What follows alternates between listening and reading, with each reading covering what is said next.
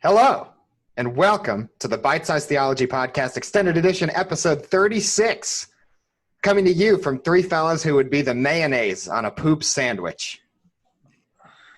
Is that a compliment? No. I mean, it's not the worst part of the sandwich. Oh, it definitely is. There's no question about it. You know how I feel about mayonnaise. About that. So. No, you're wrong. You're wrong. Joining me this week, it's Thursday, the 9th of July. I'm your host, Aaron Lively. Joining me this week is Sage Blaylock. Hello. And John McCord. If you had in front of you those two options of poop and mayonnaise, and were told to eat one, it's a clear choice. It depends. What?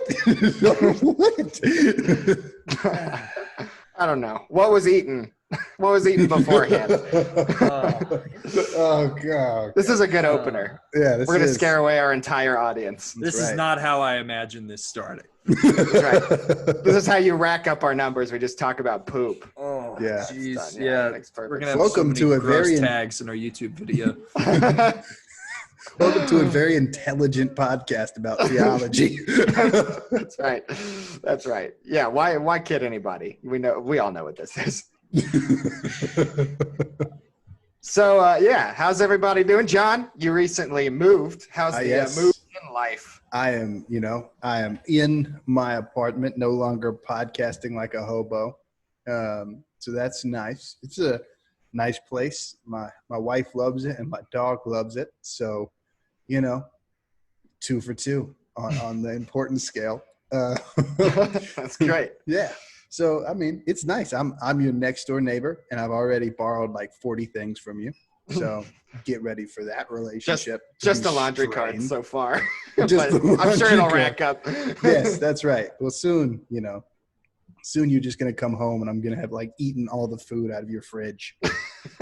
That's right. Sitting there impatiently on my couch. That's right. Waiting for me to get back. Yeah. Aaron, why didn't you buy like more Lay's chips? Where were you?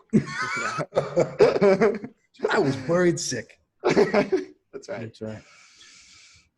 Well, Sage is not here. He's off doing this. He went to check on rice, I believe. Who has a timer on rice?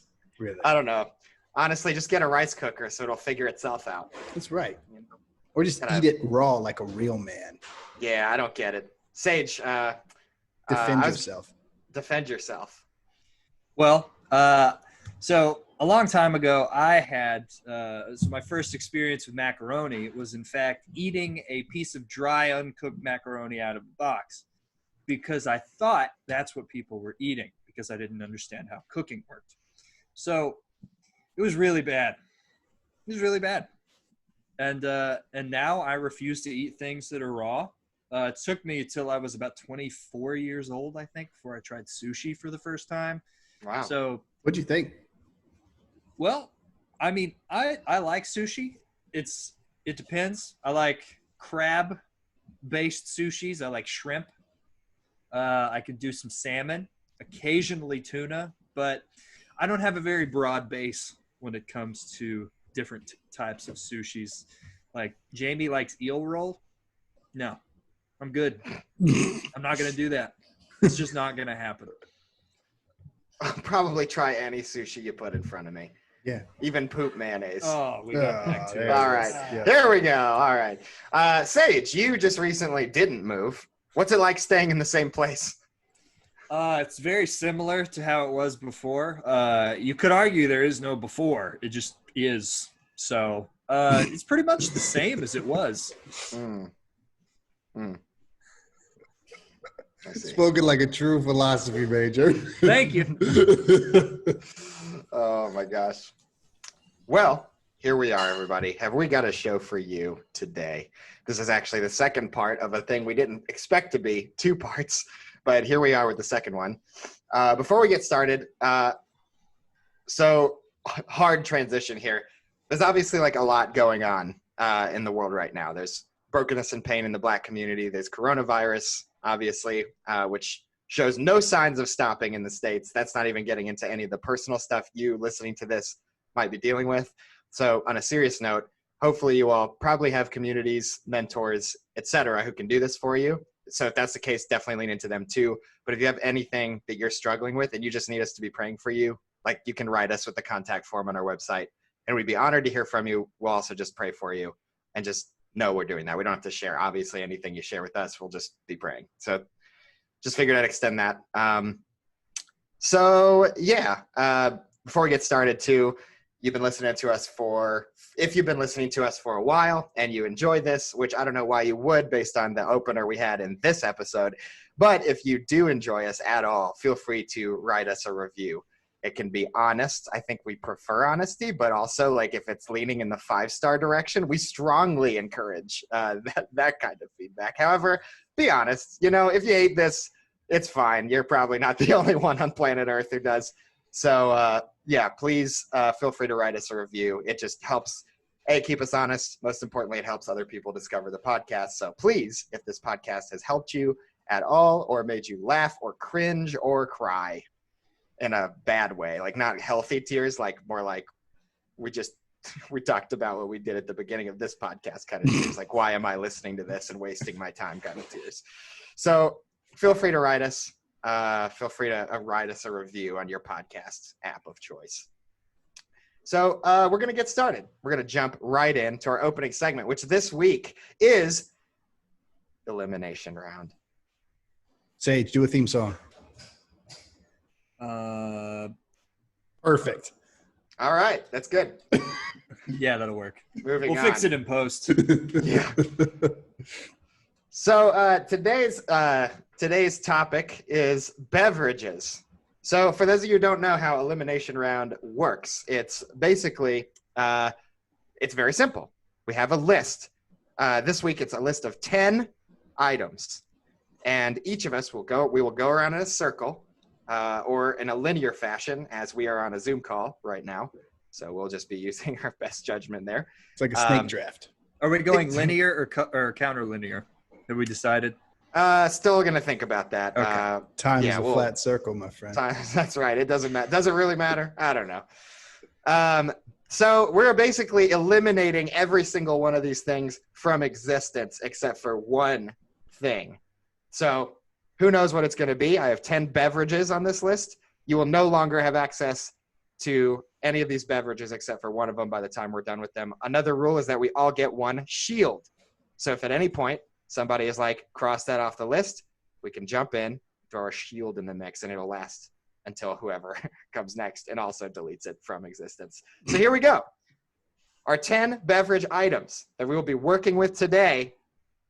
10. Water, soda, beer, tea, coffee, juice, wine, liquor, sparkling water, and milk. There we go. Couple clarifying questions. Can we make a general rule that when we say we're getting rid of water, we're talking about just like drinking water for us in our own lives and not like H2O across the planet, the which entire would be board. a catastrophe. Yeah, I suppose that's fair. Because that really takes the favorite out. I suppose, yeah. Okay. That's a reasonable request. Okay. All right. I will start. Good. I don't care if that was planned. Counterlinear or linear. I am the whatever. captain. Counterlinear it is. Yeah, counterlinear it is. I will take away sparkling water. Yes. Shield. Whoa. Shield coming out Look. early. Yes, you got that right. So, controversial opinion here. Even if we were talking about water versus sparkling water in the sense of, are all of our oceans getting replaced with it? Are all of our lakes getting replaced with sparkling water? I would counter that even that is for the betterment of society. If everything were sparkling water that is currently water, we'd be way better off. Imagine how good – I fantasize every day about swimming in a pool of sparkling water. Imagine the bubbles drifting up your body. You can drink too much sparkling water and it will like seriously mess you up and like I don't think it'll kill you, but it'll come close. It's like your entire being starts to be carbonated, which is really bad for you. Well, that's how water works too, because you drink too much of that, you're also dead. You could apply that to anything on this list. That's a good point. That's Really fair enough. Yeah. Yeah. It's hard to argue with that. Yeah. So, I would say, generally speaking, if you turn on a faucet, sparkling water should come out. You can choose the flavoring. Do you want lime? Do you want plain? I don't know. You could flavor it like anything you want. We could cross everything else off this list and you could flavor sparkling water sort of like that. Like, oh, orange juice is gone. Listen, Whatever. You can stop. You could stop defending it. It's going to get taken off. Like, it just Very soon. Very soon. Very All right. soon. But Well, I just want the drama. okay. Okay. So let's go. I don't know who's next. We all have different Zoom calls. The counterlinear would be to Aaron next Okay. because I am in the middle between See, the two. we're of you. all in the middle in the Zoom call, though, Sage. Like, it doesn't well, matter. mine's vertical, okay? Yes, sir. Yeah, Mine is we're too. all of ours. This is how Zoom works. I don't know what you're talking. Mine is vertical. I had mine snapped to one side of the screen where John is on top, then me, then Aaron. Yeah, everybody's in the. Okay, Sage, you go. No. I'm Aaron going. goes. I think Aaron goes. Aaron Okay. should go. I'm taking water off the list. Shield. Whoa! Another shield comes out early. All right. Fair enough. Explain, Sage. I'm going to explain by going to my turn and getting rid of sparkling water. I think our cultural fascination with sparkling water, to me, is absolutely disgusting. We are so dissatisfied with everything that we have in our lives. And, there are all sorts of economic and cultural reasons why this is the case, why there's a slow decay of our values and meaning in society. And I think sparkling water is us looking at water, the thing that's kept all of us alive from the very beginning. And we're saying, you're not good enough for us. And I think that's disgusting. I think we're being selfish. We're looking at one of maybe the most important elements in creation and saying, you're just not good enough for me. And I'm not okay with that. And sparkling water is now gone and water is still here. I think that you can take the resources in creation and steward them really well by turning water into sparkling water and solving all of the world's problems. That's dominion theology. That's what dominion theology looks like. That is not stewardship. Stewardship would be not throwing plastic bottles into the pond. Dominion, which is where we're just destroying the whole world to fuel this capitalist destructive force of humanity, that's sparkling. That's what you're doing. I think you're acting as you're if in this for big sparkling water. That's what this is all about. Yeah. You're acting like this sparkling water thing is like a Tower of Babel situation where we're asserting our own creative abilities over God's. But you know what? I would say the opposite. I say this is stewardship. And you can't find a line between the two. What is it? What is it? So what you're telling me is that by building this giant tower up towards the heavens, you're actually honoring God and showing the creative power of human beings. Is that what you're saying? I'm talking about sparkling water. I'm not talking about a tower. I'm talking about love and life and general, well-meaning good intentions with all of your neighbors. It's called an analogy, Aaron. Read a book. Aaron went full Colorado there. Full Yes, Colorado. Defending sparkling water starts talking about love and life and loving our neighbors. That's right. No other piece of me is left anymore. Yeah. This is it. Well, see, I don't know. I really, for comedic purposes, want to take water off, but I'm still deciding. I'm still deciding between it and my other final choice because I don't know. Water, you need it to exercise, right? Like you can't work out if you don't have water to drink. Yeah. If you have Gatorade, you're fine.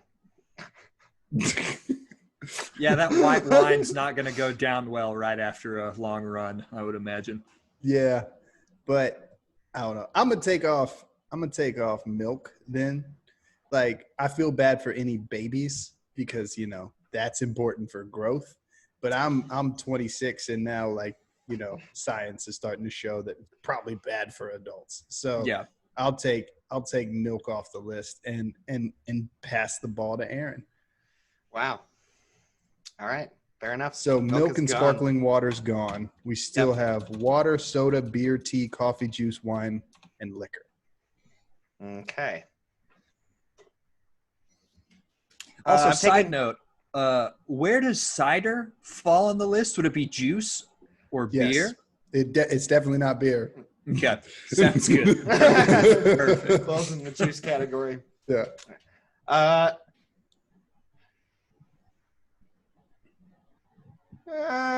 don't know.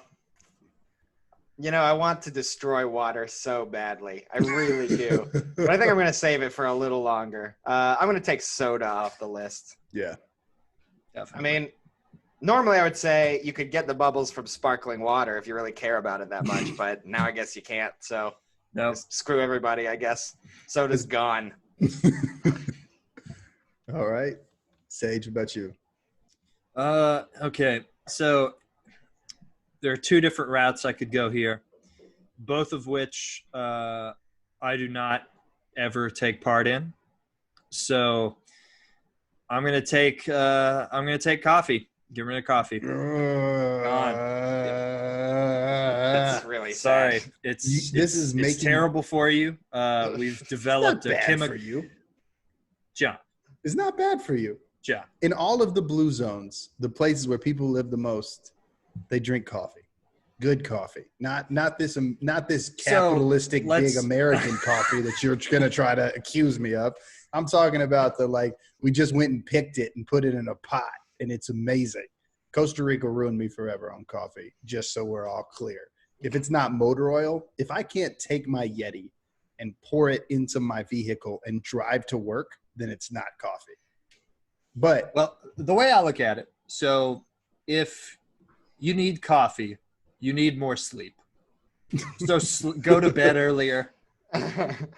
Set an alarm for the appropriate time. We live in a society that doesn't allow that, Sage. It's all about productivity. Here's the thing. I am a healthcare worker in the midst of a global pandemic. So you want to tell me that I need to sleep more? How optimistic of you. Okay, John, if I'm your doctor and I prescribed you more sleep, how would you feel? I'd feel insulted. I feel chastised. You would feel insulted. You wouldn't be because I'd be like, hey, doctor, you know why I have insurance to pay you what you need? Because I have a job that demands I never sleep. So, boom. Here's the thing. Here's the thing, and I'll leave it at this. If we get rid of coffee, then our entire culture of working, which has millions of people overworked, underpaid also, but overworked to the point where they have to drink coffee because they only get to sleep 4 hours before they have to go work at their second or third or fourth job. We get rid of coffee, that culture has to change. I don't agree. That's very optimistic picture of society you've got there. It has to change because people will die. I feel like we'll just turn to cocaine. That's not on the list. I don't know. I'm gonna let you take it off, mainly because this is making me confront I drink 3 beverages that I don't want to reveal because I don't want y'all to start targeting them and making me lose my shield. But so this is making me confront my top 3, and coffee, it can go. All right. Coffee's off. So we are now left with water, beer, tea, juice, wine, and liquor. All right. I will get rid of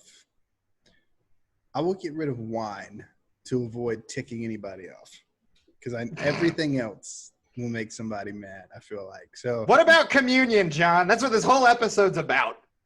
I mean, I was raised Methodist, so just get some Welchers, son.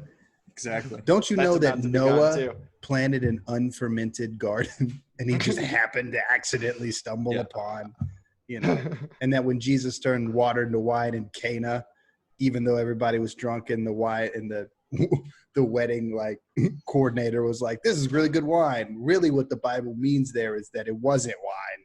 It was grape Kool-Aid. It was grape Kool-Aid because that's good hermeneutics. Yes. That's right. Yeah. It had, Kool-Aid's been around for much longer than we thought. That's right. Actually, Also- Jesus' first recorded words were, "Oh yeah." Oh man, that's pretty good. All right, well, wine's off the list. Way to go, communion fans. Goodbye, red Not wine. yeah, it's over. Goodbye, red wine. So our beverages remaining: water, beer, tea, juice, and liquor. I'm taking water off. Taking water off. It's been around Alright. for too long. It's just boring. There's no pizzazz. There's It's nothing stagnant. in it. It's very stagnant.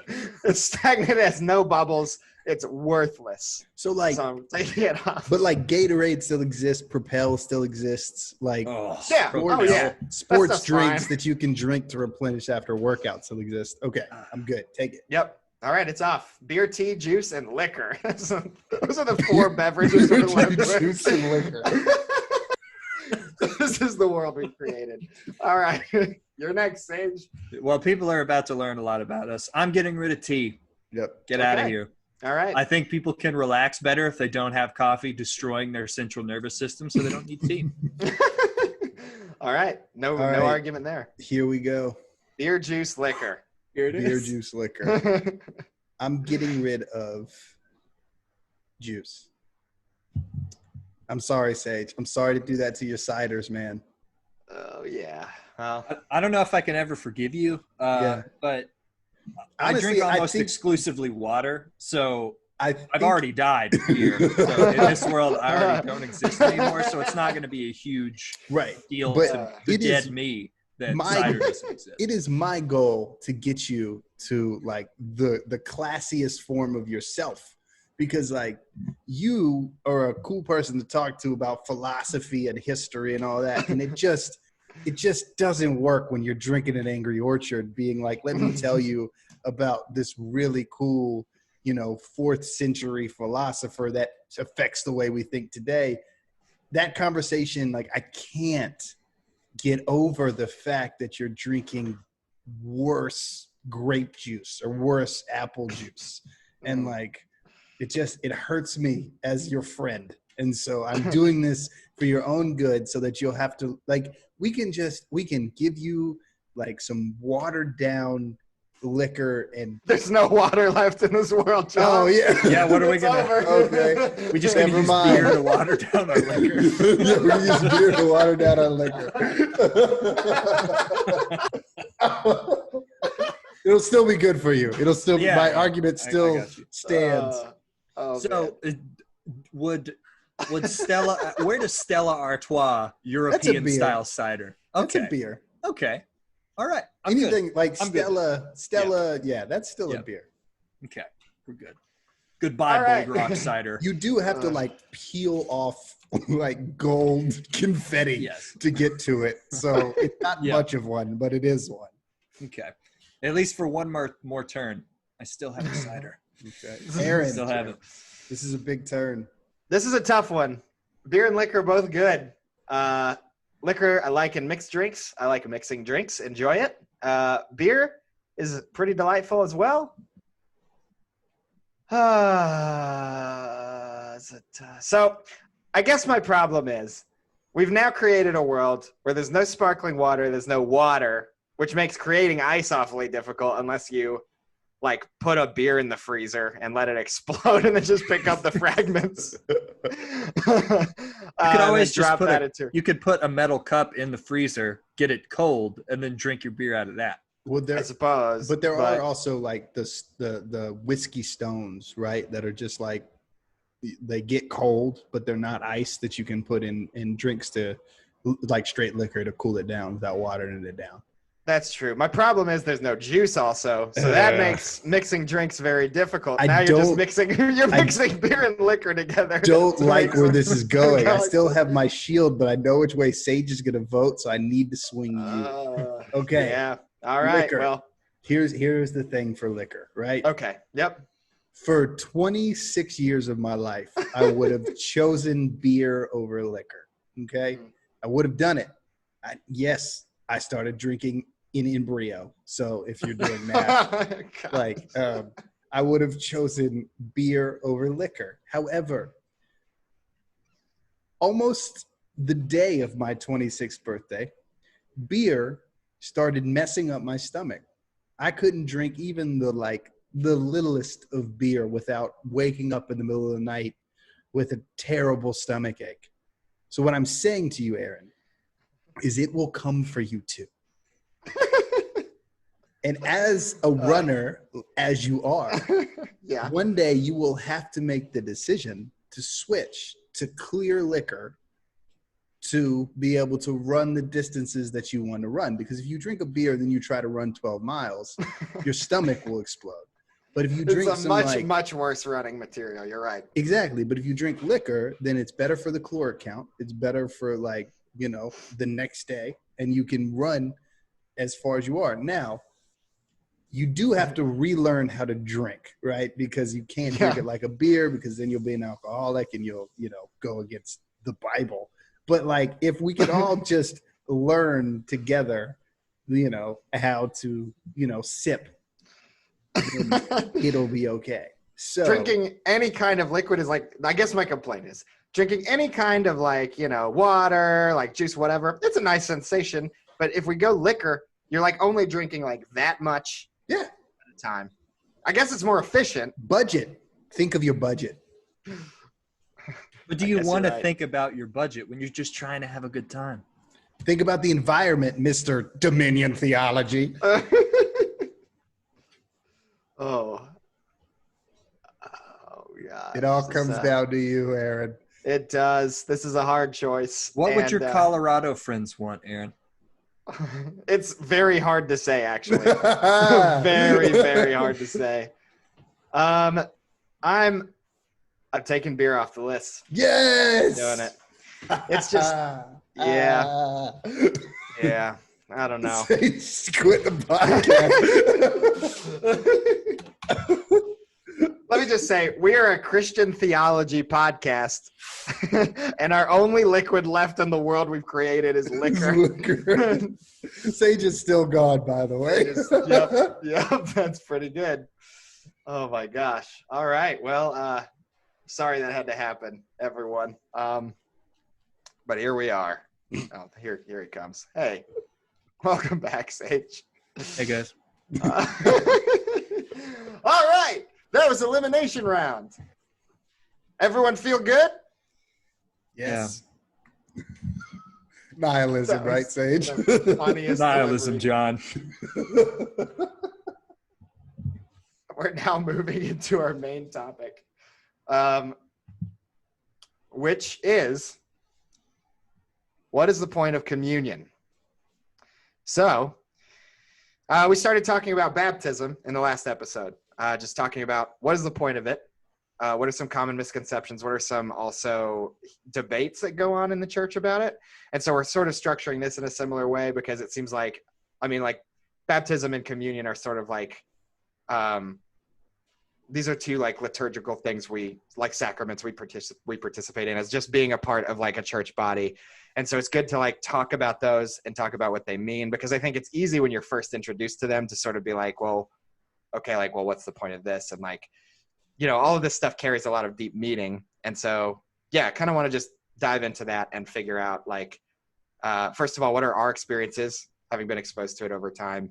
And also, has our opinion on it changed? How have we come to understand communion more fully as time has gone on? So first thing I guess I would ask, and you guys are welcome to throw in questions as you think of them as well. First of all, what was your experience of communion like growing up? How often did you do it? What was some of the early stuff that you always thought about it? So I grew up in the Southern Baptist Church. So the view there is, and you will get into more of this. So there's a physical or a spiritual component in whichever different denominations to communion. There isn't really that in the Baptist realm. It's more of it's a symbolic thing. So Jesus isn't necessarily spiritually or physically present in that happening. It is done in remembrance of Jesus. So that's kind of the theology behind it, at least, how I grew up with it. And then in terms of when we did it, not very often. I would say maybe a couple of times a year. Like legitimately, I think it was once a quarter, possibly, if I have that right. And then, of course, in college and after that, uh, we went to a church that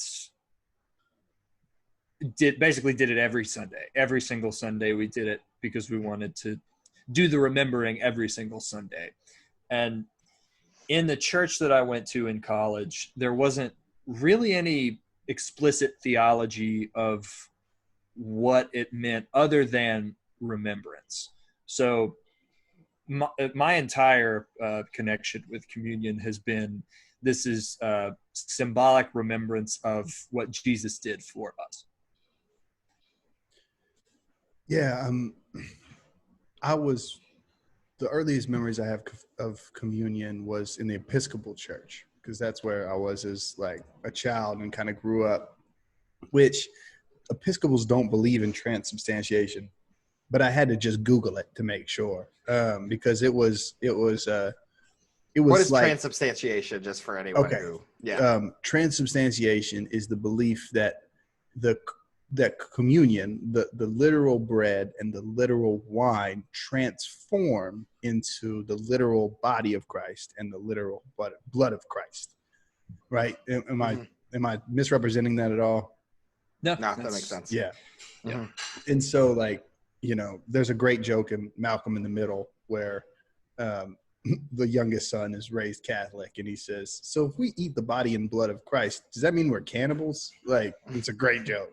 And like, I don't mean to make light of that. If, I disagree with that view, and I think that we probably all disagree with that view.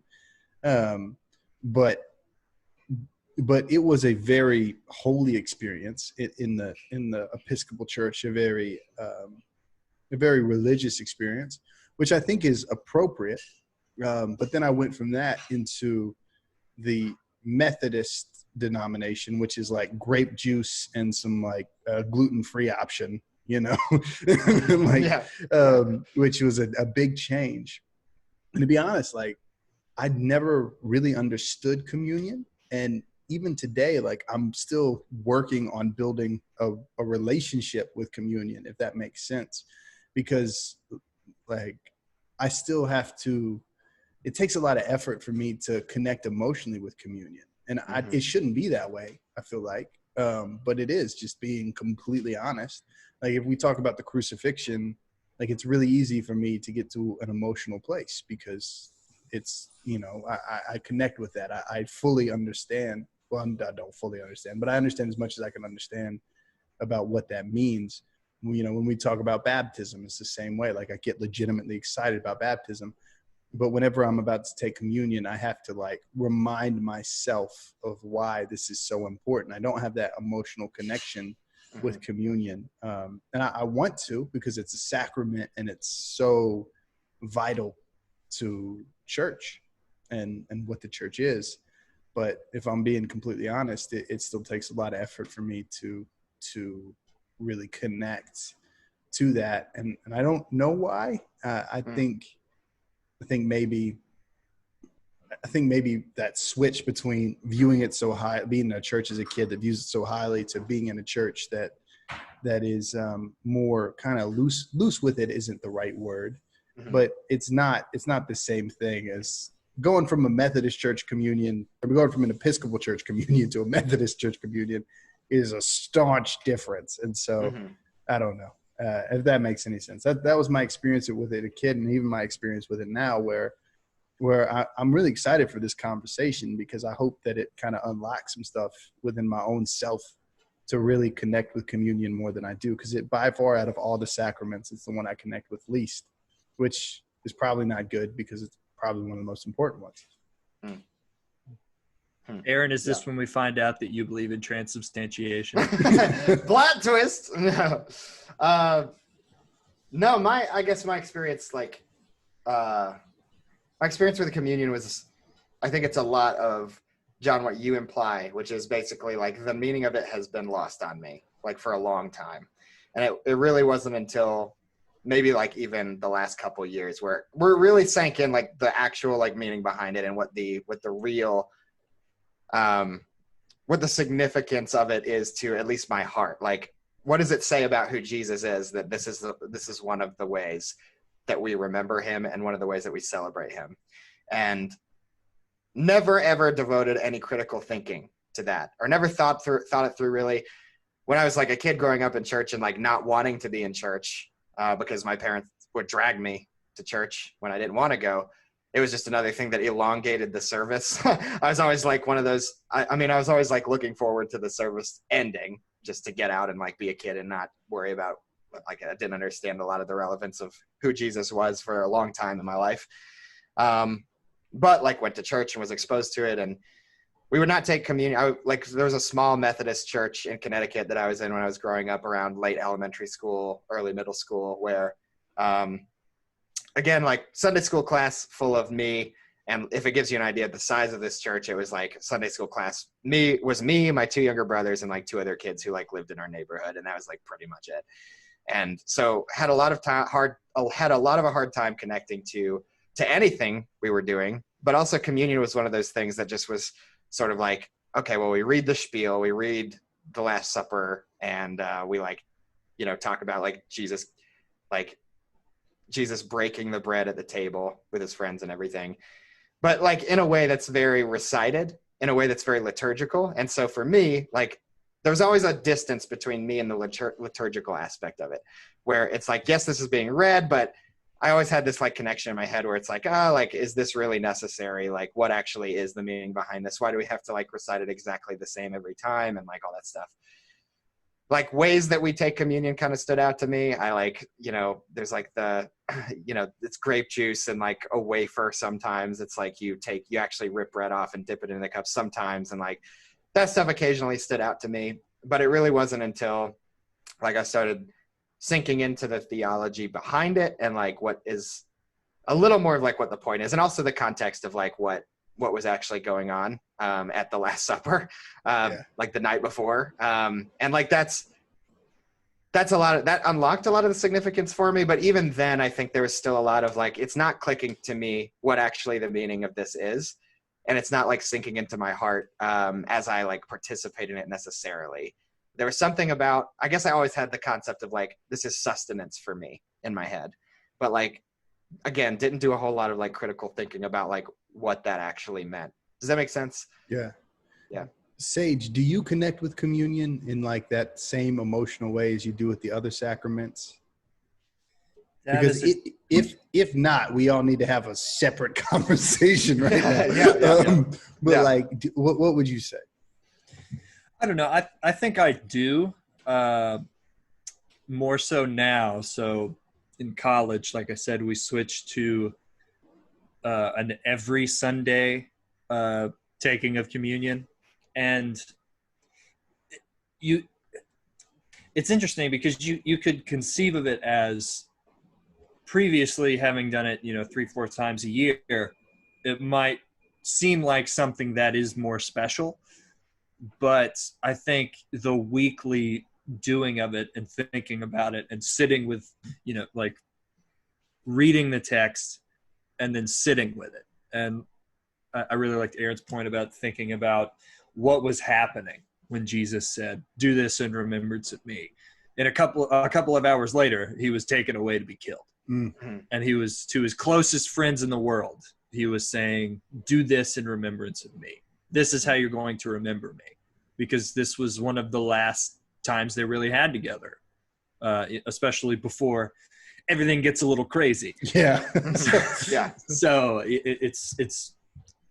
so it's like to all of us to remember what Jesus has done to us, and then thinking of it, in a personal sense of like a guy talking to his friends, and their friendship is about to fundamentally change. And they've been together for, about 3 years or so at that point. And it's like, this is going to change and it's going to be very different. And you guys aren't going to be just kids anymore. Yeah. So I think there's sort of that part to it, but also just in a very literal sense, sitting with it. because previously it was just like pass it around the room, do the little wafer or the piece of bread, and then do the wine, or not that mine was ever wine, always grape juice. Go Baptists, let's go. But sitting with it and really meditating on it and sort of coming to that understanding of it, of just like, what does he mean by remember? And then there's also, when he passes the cup, there's this, he says, this is the blood of my new covenant. So, it's like, there's the remember aspect, and then it's sort of in a way that baptism is a public proclamation of your faith. Communion is that in a more private setting, I think. So within the construct of the church, because baptism can also occur outside. It would have occurred outside, obviously in the ancient church, but communion is a thing that you would do in a house church. So that's something you would do in the context of your actual church. So it's very much a much more private, intentionally communal activity. So it's something that definitely has meant more in churches and gatherings where I'm closer to the people around me. And I don't know if that's me connecting those two dots, on a deeper level, and, subconsciously and not realizing it. But I think there's something behind that, of this is the private, intentional, communal aspect. This is the more private sacrament, as opposed to baptism, which is a much more public thing. Because you think the first baptisms we see in the New Testament are in the Jordan River. John the Baptist tells everybody to come be baptized, and there's, hundreds, thousands of people there. So over time, I have gotten to a point where it's much more of a personal thing that really, really connects with me, as opposed to when I grew up, when it absolutely wasn't. It's funny that we're talking about this, because I actually am starting to remember a couple times where, like, I must have understood the significance of it to some extent, or at least understood that there was something like deeply personal and touching about it, because there were a couple times in my life where I think it was like probably like late high school, early college kind of thing, where there were a couple times where it was like, I just feel like I'm desperate, and like, I need to remember what matters. And so like I took communion a couple of times just on my own.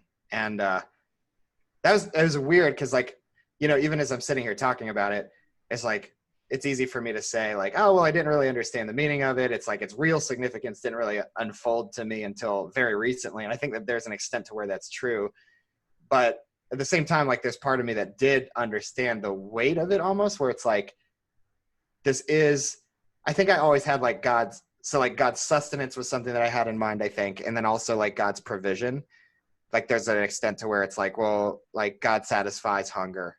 But again, like, never really followed that through to its natural endpoint, but just kind of had a very surface level understanding of what that meant. And also the communal aspect of it was something that I was still like figuring out at the time.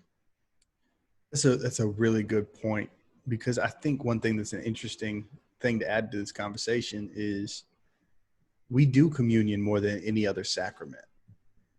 Like, and so there's a concept that is interesting, and I think it's true, which is spiritual habituation, is what I like to call it, which is habituation is the psychological effect that your brain filters stuff out.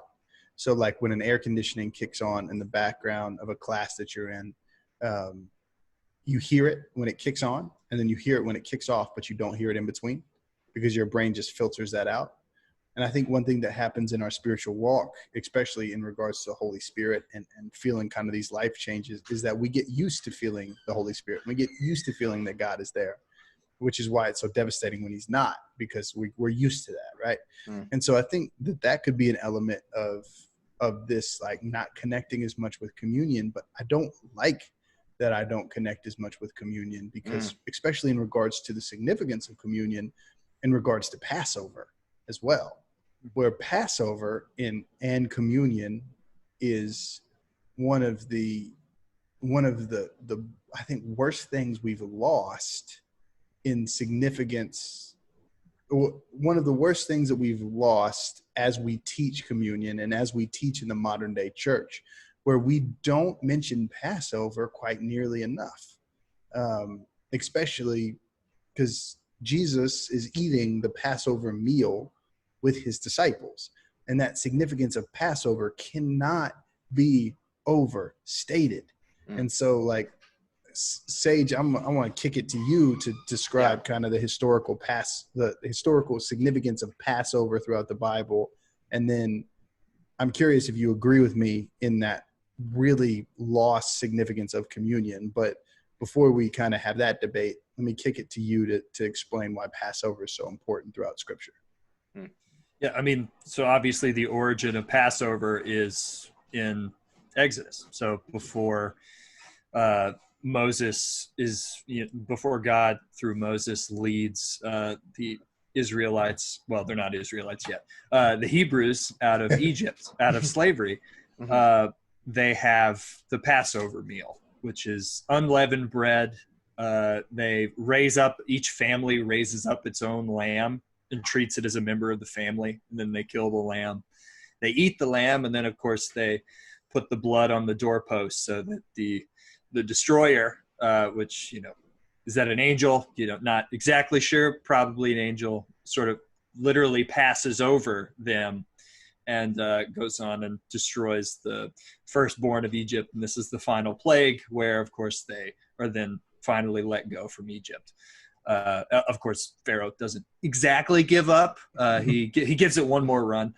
But I think the symbolism of it is very important. So I think obviously you have the Passover lamb, and we know from the New Testament that that's a shadow of Jesus, of him coming in the future, that he is the sacrifice that God uses to pass over us, that God himself becomes that Passover lamb for us. Yeah, John the Baptist literally says, "Here comes the Lamb of God to take away the sin of the world." Yeah, it's very similar to the idea of a scapegoat, which, is like the town symbolically puts their sins onto a goat and then casts it out from the city. It's, which literally comes from Numbers. Yes. Yeah. Yeah. So like same idea there. So you could say that the idea of the scapegoat is another reminder of the Passover lamb.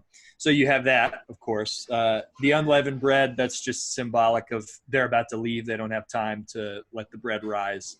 So they're eating hot tortillas, and then I think one thing that I've actually never really noticed until right now is Passover isn't a happy occurrence. It's not necessarily a joyful time, as this might be one of the reasons communion isn't as highly esteemed in some sections of the church, is because it's also not necessarily a joyful time. So of course we're thinking about what Jesus has done for us, and that's incredible, but also the original communion is happening, like I said, right before everything's about to change. Just like Passover, the first one happened right before everything is about to change. And the change is ultimately a good thing. So the Hebrews become the Israelites. The Hebrews escape slavery. God liberates them from slavery. Just like Jesus dies, is taken by the Romans, is killed and crucified and then buried, and that's a terrible thing. But what comes out of that, just as in the Old Testament, the Hebrews are going to have to run from the Egyptians and go into the wilderness. But ultimately, once they get out of the wilderness, is when Jesus comes out of the wilderness of death, we then experience salvation, a liberation of sorts. So I definitely do think, John, I like your point. Passover is something we don't pay enough attention to, and I don't know if that's because it's considered a Jewish high holiday, so historically that's something we want to distance ourselves from. I don't know exactly what's behind that. There could be all sorts of different answers to that. But I mean, just like so many different things in the Old Testament that we have just, I mean, pardon the pun, we've passed over so we can just focus on the New Testament. But we truly understand the greatness and the historical scope of God's redemptive plan when we consider that thousands of years before these events, they were foretold to us. They were foreshadowed, and we've missed them. So once again, to put this in context, you have Jesus eating the Passover meal with his disciples, the Lamb of God who is about to be slain so that God's wrath can pass over us and we can be adopted into his family, right? And so like this idea of the Passover meal, especially as Sage put it, of eating right before everything's about to change. Like Judas is at the meal with the disciples. Judas leaves the Passover meal to go betray Jesus so that he can be, taken away and crucified. Like it is a huge, significant thing. And I don't know, I think for a lot of us, we don't really think of it that way, which makes me personally and spiritually very uncomfortable that I have to think about that before I can feel that. Like baptism, I don't have to think about it. Like there's death to life. It's amazing, and anytime, any of the sacraments that go along, especially when somebody is dying. I don't know what theology everybody holds on that. Like I don't have to think to feel that. But with communion, even though we describe all of this amazing thing, now I feel it. But if you put the bread and the wine in front of me, then I have to sit and be still for a while and think about it. And maybe that's not a bad thing, but it definitely makes me uncomfortable. Yeah. Yeah, it is interesting that you mentioned that we do it the most often, and yet it's the one we just don't think about. It's like the part of a liturgy of a service more often than baptism ever is. So obviously there is an importance. There's an importance enough to do this more often. There's an importance enough to remember why we're here, why we're gathering, what we're doing all this for. And yet we don't think about it. We don't devote a lot of thought to it. So I guess my question then to you all is, so over the course of your lives, like I know that there's always that mental hurdle. It feels like where like the bread and the cup are in front of you and you have to, it's not a mental hurdle. I think it's like you really do have to wrap your heart around what's going on in order to get a lot of meaning out of it. And I wish it weren't that way, but John, I feel like, cause again, like John, you were saying, like, I feel disturbed by that too, where it's like, this is something that should be very, very deep and meaningful. And it's very hard to get myself in the state where I can be really grateful for this. And so I guess how has your understanding of what communion is changed over the course of your life? And has the meaning of it sunk in more as you've gone in, and how has it done that? Yeah, I mean, so for me, it's kind of in a couple stages. The first, as a kid, I didn't understand it. I mean, I was Episcopal, and so I was just, as a dumb little 12-year-old, I was like, oh, I get to drink wine. Like that was all it was to me. In the Methodist, when I was in high school, when I was in a Methodist church, I tried to connect with it, but really couldn't. I have a vivid memory before, we've talked about this before. Like, I don't know if I was saved. Like I had my first experience when I was a freshman in high school, and then didn't really start living for Christ until a junior in college, or after that.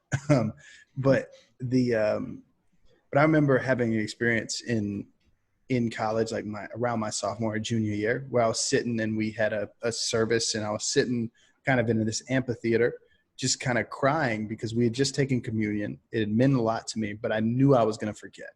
And I knew I was going to go back to the same way that I always was. And I didn't want to do that.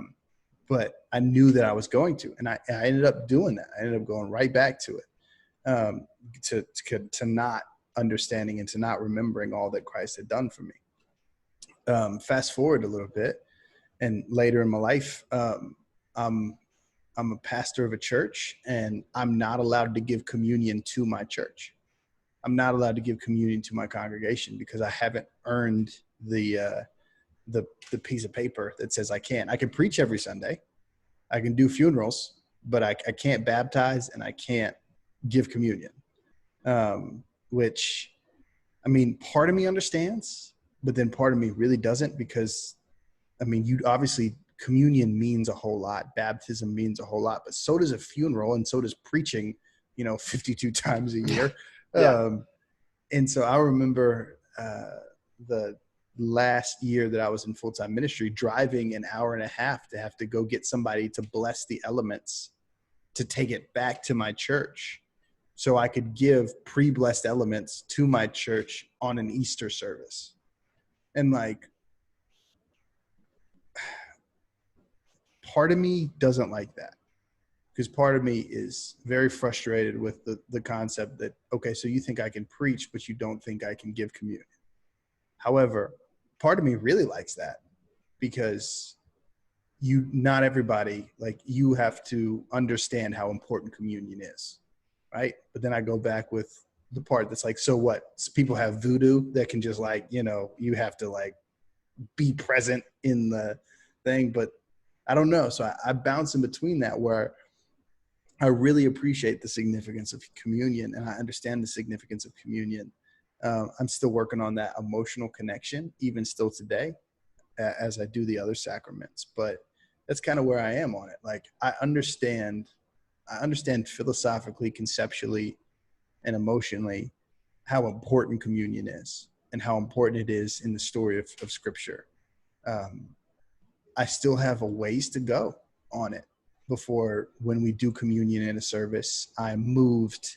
And honestly, it's to tears is the way that I kind of, when I see somebody baptized, like, I have to fight back tears. When I see somebody kind of receive the last sacraments or even receive communion before they die, I'm moved to tears. When I'm in a Sunday service and, there's wafers and the grape juice in front of me, it's not the same, and it shouldn't be that way, but it is. So that's kind of where I am on the whole thing. Yeah. So, like I said earlier, didn't take communion a lot growing up. We also did the wafers in the tiny little plastic cups. So it's not something we sort of stayed with very long, and by nature of how it was being served, it wasn't something I, wanted to savor. And that seems kind of funny, but when I got into college, so two things I think brought me to a different sort of view of communion. The first one being that we did it every Sunday. So I had to think about it more, and I couldn't forget what I had learned about, communion and those sorts of things, because, 7 days ago we did this exact same thing. And the other one is actually kind of funny. So we went to baked bread. So this church did baked bread, which we then dipped in grape juice, occasionally wine, usually grape juice. And in a very funny way, it's that it tasted so good. I savored it, and I had to stay with it for longer. So I had to be there in the taking of communion. So that got me in a different, I don't know, headspace and heart space to just sit with it. Like, that night, I'm sure Peter and John and the whole group had to sit with it. It was passed around the room. It was very quiet. Judas knew what he was going to do. Jesus knew it was about to happen. I'd have to look at the text, but Jesus may or may not have just told them all that somebody's going to betray me. I don't know if anybody has that pulled up right offhand to be able to say. So it's heavy. Yeah. Whereas baptism, there's an experiential component to baptism that is just terrific and powerful. You can breathe, you're dunked in the water, you can't breathe, and then you come back up and you take that first breath. And it, like John said, symbolizes this death to life, this new life, this first breath post-baptism. Whereas there's not necessarily that sort of experience with communion. It's a heavier thing. There's not something you necessarily cheer about. You're remembering Jesus's death specifically, the blood that is shed, the body that is broken. So that's where I'm at now. So I think about that. I think about Jesus's actual death, Jesus being separated from God for us, Jesus being dead for, approximately, 3 days. So I think about all that. And it also makes me think that he chose that. He accepted that gladly. Although sweating blood, he ultimately gladly accepted it for me, for all of us. And it's a powerful, beautiful thing, but it's heavy. And maybe that's why it's not as lifted up, because we prefer the light and happy to the heavy. Maybe that's part of it. I don't know. Yeah. But as I've gotten older and thought about it more and more, I appreciate the heavy.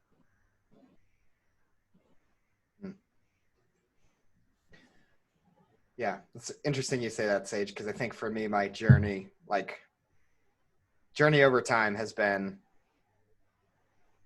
sort of like, as far as my understanding of communion goes, I feel like the intimacy of it is what's actually been the thing that I've learned the most about, and feel like that's actually like been something that I've been able to wrap my heart around more. Because there's always the remembrance part. There's always like, this is like what Jesus did for me.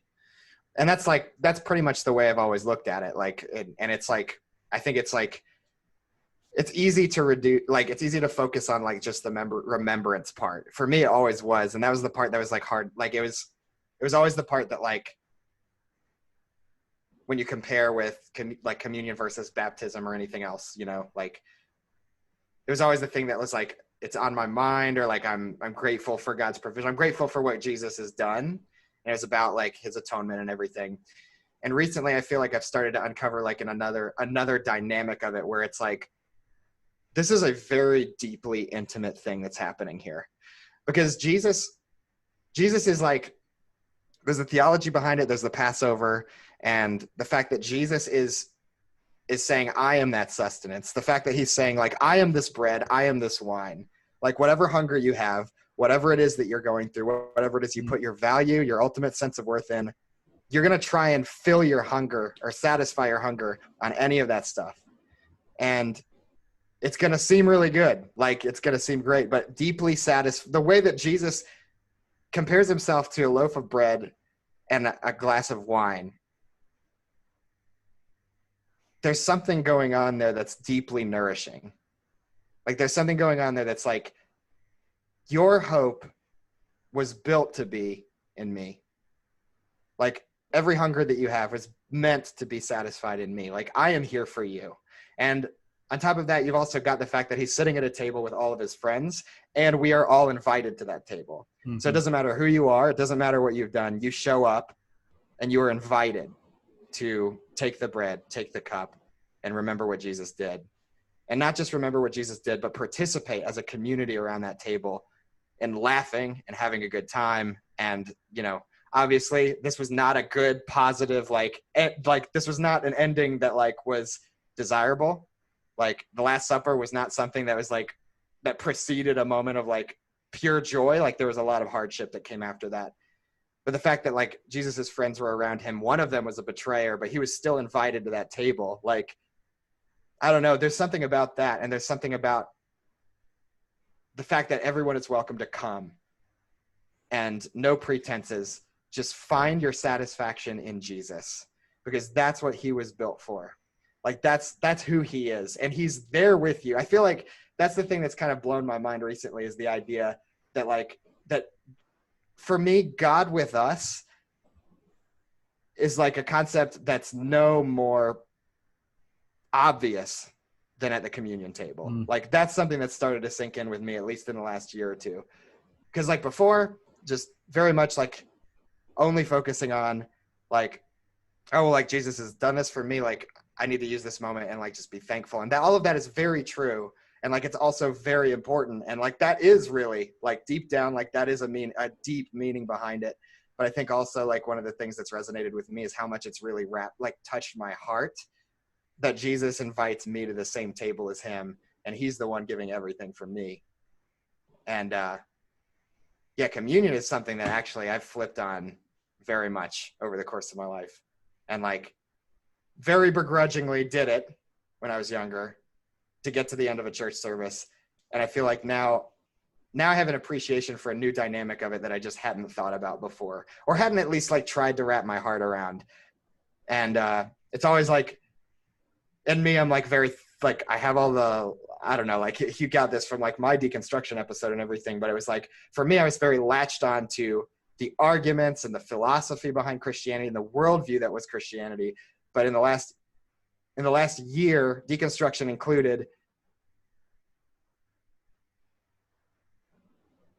it's about a person. It's about the God of the universe sitting across the table from you and like drinking wine and eating bread and breaking bread. And like, I don't know.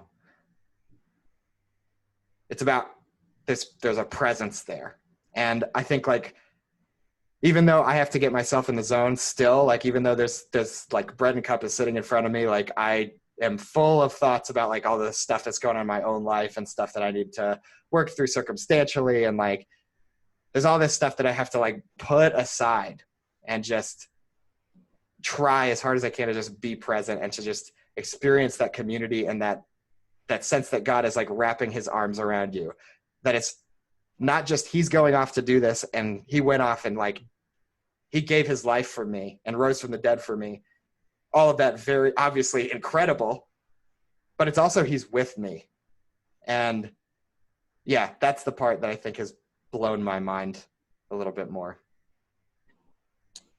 Yeah, and one thing I think is like that's such a great point. And really the last thing that I think we need to add to that is at the table with Jesus was a betrayer and a denier. So in like for everybody listening right here, and you know, we don't often do this, but like for everybody listening right now, if you feel like you have betrayed God, man, he's at the table with Judas. Like he still wants to be with you. And if you feel like you have denied God, he is at the table with Peter, and he still doubted God. Or doubted God. Thomas. He's there with Thomas, you know, and we could keep going on this list, right? Like the disciples show this group of hodgepodge, broken people that are with Christ at the table, invited to the table, eating with him, present with him right before he goes. Like he's invited all of us there, and he still invites all of us there. And I think all three of us are testimonies to the fact that this is deeper than a story or philosophy or an ethereal idea, right? We three come from it from very different perspectives, but with a lot of pain for each of us who all have come to this idea of what it means to sit at the table with Christ. And that, I think, is the essence of communion, of understanding and trying to take a moment and be real with the presence of who God is, and that he still wants us here, and he still wants us in general. So I don't know, for the anybody listening to this pod, realize that Christ still legitimately wants you, even if no matter what you think you've done. And again, like, I don't want to get too preachy or too altar call-y, but like, it's just true. Like, and communion reminds us of that. Yeah.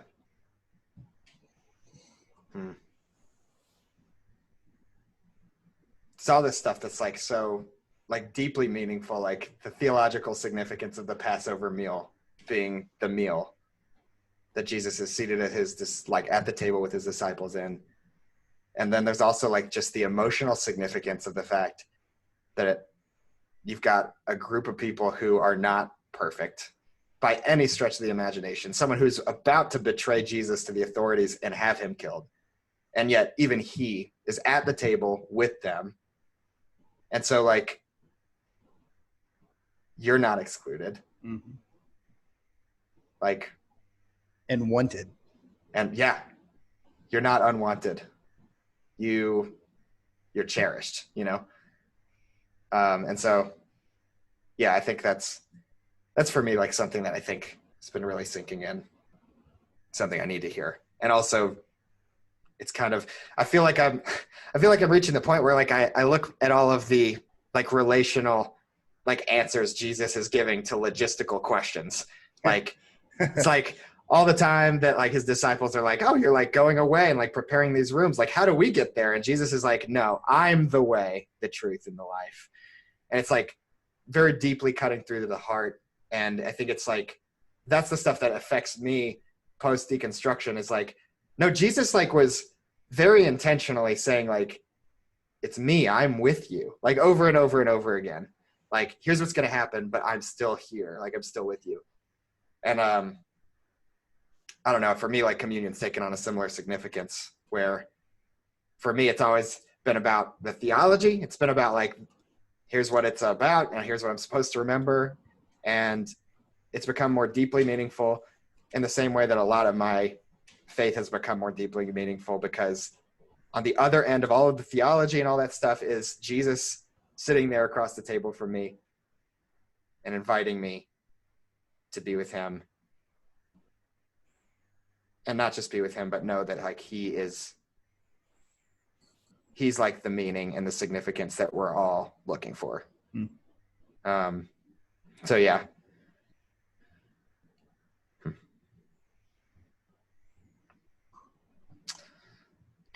Cool. It's always funny how topics that I don't think we're going to talk about for a while are going to be kind of like a stretch to get through, or like end up being my favorite discussions we've ever had. Yeah, it's never clear from like, oh, like communion, like immediately, like us talking about it, it's the same reaction as when the bread and cup is in front of you. It's like, well, all right. Yeah, cool. Whatever. Yeah. But yeah, thanks everybody for listening, and thank you too for the discussion. It's good stuff. And we're now going to move into our email land segment. So here we go. Somewhere on an island west of the archipelago, several emails have gathered together to form a nation unto their own, and it was called Email Land.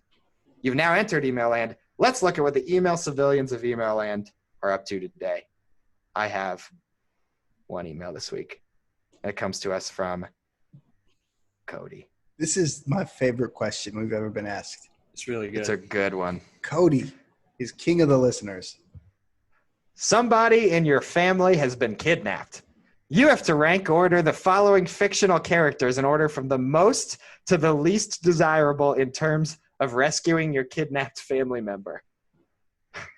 Number 1, Denzel Washington's character from Man on Fire, or The Equalizer, basically the same character. Liam Neeson's character from Taken. Keanu Reeves' character from John Wick. Sylvester Stallone's character from Rambo Last Blood. Predator from Predator. Can I just like frame how I think we should talk about this list and how we should rank them? So the goal ultimately is to have our kidnapped family member return. Right. So how we should rank these is who is going to do the best job? Who has the best resume in terms of getting the people back that they are out to find? So the rescued party will not fall in love with the rescuer, right? Because I feel like that's an important point. It depends on family member relationship. If it's your wife, obviously. Right, but I think we need to set that. We need to set who's being rescued, and also to make the caveat that you just said that the rescuer is not going to kill the rescuee on accident. Yes. So not fall in love and not kill. Like, we've hired somebody to go take somebody that we care about and bring them back to us. And preferably, I would argue, not fall in love. Absolutely. So I think given those those presuppositions, I think this might sound crazy. I think John Wick might be near the bottom of the list. Oh, so I hard let me disagree. explain. Hard disagree. Let me explain. Let me explain. So how does the first movie start? They kill his dog. Yeah. He didn't save the dog. That's a bad start. So I think His wife had just died. Oh. I could have made a joke there, but I'm not going to. So I think that drops him way down. If this was revenge, if this was your family member has been killed and you need someone to take revenge, John Wick pretty high up the list. I guess I get it. I guess I get it. So that's the purpose. That's my argument on that. Yeah. Have we seen him rescue someone? That's a good point. I hadn't thought of that point. I don't know. I haven't seen the third one yet. I've seen the third one. I didn't see any rescuing. Yeah. Going on. Very little. That's a great point. We don't know if he can bring people back. We don't know that's his skill set. Yeah. It's not what he does. So that goes into Predator with me too, because I don't trust Predator to not kill my loved ones. But there's no way. So they won't fall in love though. That's the main thing. That's true. Which that's a big plus for them. Keanu Reeves below Predator. Yeah. Also, there is a scene in the second Predator film where the Predator sees a pregnant woman and does not kill that pregnant woman. So I think that showing of some humanity, although it's literally not a human, so it can't have humanity, places it just above John Wick. So I think that's John Wick. I think John Wick's at the bottom, and I think agree. Then you have the Predator. It's a solid argument. And this is where I think we get into some very good discussion. Okay. So that leaves us Taken, Rambo, Denzel Washington. So no, not just Rambo though. Rambo Last Blood, which I think is an important thing because that's a good to distinction. be fair, I have not seen Rambo Last Blood. Nor have I. Me neither. But based off the previews, it looks like the bad guys come to him in a more twisted Home Alone scenario. Yeah, right? That's right. What rescuing is he even doing? Yeah, would he even get credit if, like, the scenario that has to work out for Rambo is that the bad guys who have taken your family member have to then come after Rambo for him to save them? That's a minus. So a couple things. One, I would just like to pause this discussion and point out that Sylvester Stallone makes one Oscar-worthy movie and then turns it into a franchise that just turns completely. Right, like the first Rocky movie has nothing to do with the other Rocky movies. The first Rambo movie. First Blood's one of my favorite movies. It's a great movie about like PTSD and like what we do to veterans when they return home. Fast forward to Rambo 2, 3, 4, 5, 6, and it's just like, what are we doing? So my thought is like it should go John Wick because we've never seen him rescue. He might fall in love with them and he'll just murder everybody. Oh, for sure. He goes Predator. Yep. Because at least you're not going to fall in love with him. You're not going to fall in love with Predator. Yeah. He's probably going to kill you, but there's less likely. And then I think it should go, next, Sylvester Stallone, Last Blood, because he's old. Yeah. Agreed. And according, again, we haven't seen the movie, but it seems like they come to him. Yes. And so unless the kidnappers are bringing the kidnappee to Sylvester Stallone, he's useless. Yeah. And I think important caveat here. So in the second Rambo film, Rambo does go to Vietnam and rescue the PODs, which I guess is like a conspiracy theory. There's a bunch of PODs, POWs, excuse me, in Vietnam. There weren't after the fact, really, but sidebar. So he does go save all of them. However, that's been about 40 years since he's last saved a large group of people. Well, he does it in the later movies. I think he save like some missionaries or I don't know. A lot of them die. So again, and he's old. He's like 80 at this point. Yes, he's very old. So then we get to Liam Neeson and Denzel Washington. Yeah. Both have shown that they can save. Yes. Both have shown that you can fall in love with them easily. That's very true. Yes. So very true. This becomes the tough issue. One. Yeah. And like, okay, so let's start off with this conversation. Who do we think would save them between Denzel Washington and Liam Neeson more? Because like who'd be more willing? I know who would do a better job. I elevate Denzel in that. I think Denzel would save them better. However, I then have concerns about them falling in love with Denzel. Oh yeah, much just more. running Much away more with than Liam Denzel. Neeson. Yeah, I think we Liam. also have to consider personal investment. Liam Neeson, I feel like, just goes into it because it's just his family. Yeah. Like, would He's he a actually very do that for your selfish family? Would you do that? Would he do that for your family? That's a good. I feel like point. Denzel probably would. Probably At least would. based on the Equalizer. Right. Yeah. It seems like it Dakota- makes sense. He seems like a more compassionate person. But that makes it more complicated because, right, we trust Denzel to save. We trust Denzel to want to save. But then we got a negative Denzel because we'll fall in love with Denzel. If Denzel brought my loved one back to me, I might fall in love with Denzel. And then that becomes even more of a problem because we're all in love with Denzel. Why do you think you wouldn't be happy with Denzel? No, I think I would be happy with Denzel. That's not the question. No, like I mean in love. In love's what I mean. Okay. He'd make you happy.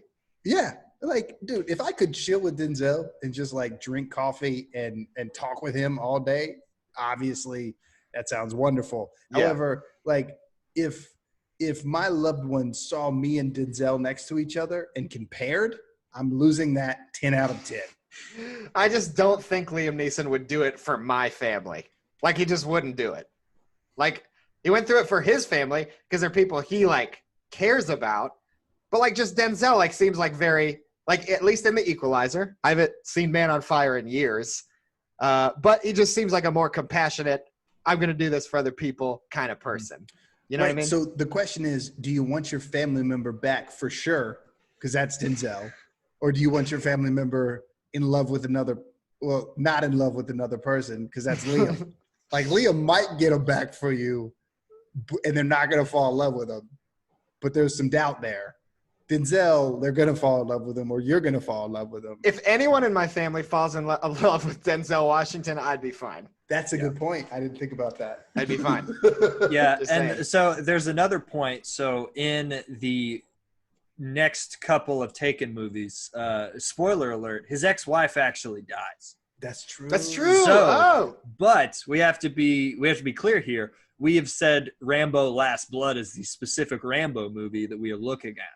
And although we can still extrapolate and say he hasn't really saved anybody in about 40 years, blah, blah, blah, this says Liam Neeson's character from Taken, not the Taken franchise. That's true. He is one for one in the Taken film. So, That's true. And there's one last concern I have. So correct me if I'm wrong. Like Aaron, I haven't seen Man on Fire in a really long time. Does Denzel Washington die? In Man on Fire, he does. Yes. In Equalizer, he does not because there's a second one. It's an important distinction. Yep. Yes. Yep. Which So- means, will he save If we're going, your I loved think- one and then die? Because then that solves the problem. of That's choosing true. that's Denzel. true. That's- Oh my gosh. He wins, right? I think he wins. Yeah. Like let's go with Man on Fire, Denzel. Yeah. Saving people. I think Yes. that's pretty good. Yeah. And then taking Liam Neeson number 2. Side note, I have never seen Man on Fire. Does he die by being set on fire? Because that's just insensitive in the No, I definitely I don't think don't so. think that's Okay. I don't think that's how that worked. I think there was a shootout and the little girl he's been protecting for the whole movie gets away. But he dies. Maybe dies. Is there like a car on fire in that movie? Because or am for I some- thinking of something else? Exactly. Something is on fire. I'm sure some kind of car is on fire sometime. I thought in my head, because I saw it when I was like little and I don't remember it all, but I thought that he died in a flaming car, which then just would have been insensitive. Yeah. It seems too on the nose with the title. Literally a man on fire. That's very true. Yeah. 89 on Rotten Tomatoes, by the way. Nice. Good to know. All So, right. yeah. Denzel, Liam Neeson, Sylvester Stallone, The Predator, Keanu Reeves. Keanu Reeves is the list. That's a good. We can all get behind that list. Yeah. That's what I'm impressed by. All right, that was email land, everybody. Now I'm gonna pass it. Wait, John, Yes. are we I got getting one. another email from We our Twitter? just received an email. It is very important that we get to. It is from Jan Levinston Gould from Scranton, Pennsylvania. Actually, she dropped the Gould at some point. I don't know why it popped up on my computer. But she wants to know. She didn't ask for Twitter. She didn't ask for Twitter followers. She said she saw a Twitter thread and was curious if we commented on the Twitter thread.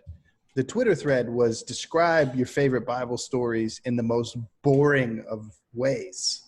And she said this topic of describing your favorite Bible stories in the most boring way possible seemed like it would be up our alley. And so she was curious if we had commented and added to this discussion. So I will kick it to Sage, our Twitter liaison, to see if he did. Sage, did you drop the ball or did you add to this discussion? Indeed, I did add to the discussion. Also, sidebar, Jan, I am very excited to come to your dinner party this Thursday night. So the original tweet was from a J Ray at Josh Carlos Josh. So I had seen a few people tweet funny responses to this. So as John said, the tweet is describe your favorite Bible story as boring as possible. So I decided that I would like to jump in. So we ended up doing 3. First, Elijah hangs out with his apprentice, then leaves. That's a good one. Next up, John has a dream.